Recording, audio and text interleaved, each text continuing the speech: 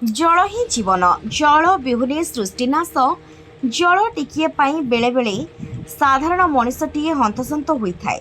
किंतु बिना लघुचाप बिना वर्षार भी उदला एनएससी बसस्टाण्ड वर्षा एवं कृत्रिम वर्षार भ्रम सृष्टि करुछि। उदला थाना छक बसस्टाण्ड रे अछि कहीं अनेक कालरू एक कूଅ जेतेबेले उदला अंचल में जलर अभाव रोला धाड़ी बांधी उक्त कूअरु लोक माने जल नहीं निज निजर तृष्णा मेटाउथिले किंतु उदला अंचल में एबे भी अछि उक्त कूଅ जेउठिकी बसस्टाण्ड रे थिबा किछि दोकानी जल को उपयुक्त भाव में व्यवहृत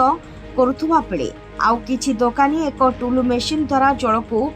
अपव्यवहृत करुछंती जहा द्वारा बसस्टाण्ड रो पथिक एवं यात्री माने दोकानी मानक पाखकु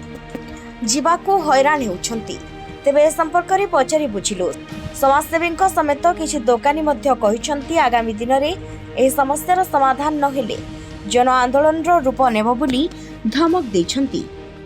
रास्तार जल जमुची तार कारण हूँ कौन कि ड्रेनेज ठीक ना एनएससी ठीक भाव में कार्य करूना जदि से जल गुड़िक निष्कासित होबार व्यवस्था एनएससी करता दुर्योगर संभावना रहा ना जहाँफल कि आज यात्री हैरान हरकत होगा सहित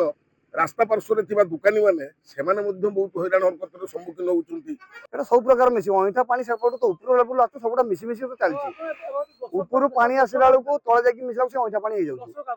एनएससी मुख्यतः परिष्कार परिच्छन करते भर ड्रेनेज सिस्टम क्लियर करते पानी तले तले जाता ऊपर जाता प्रशासन को नवेदन कर आगामी दिन में परिष्कार परिच्छन करूँ ना ये जन आंदोलन रूप नहीं पारे। उदलारू अक्षय कुमार करंक रिपोर्ट संचार लाइव।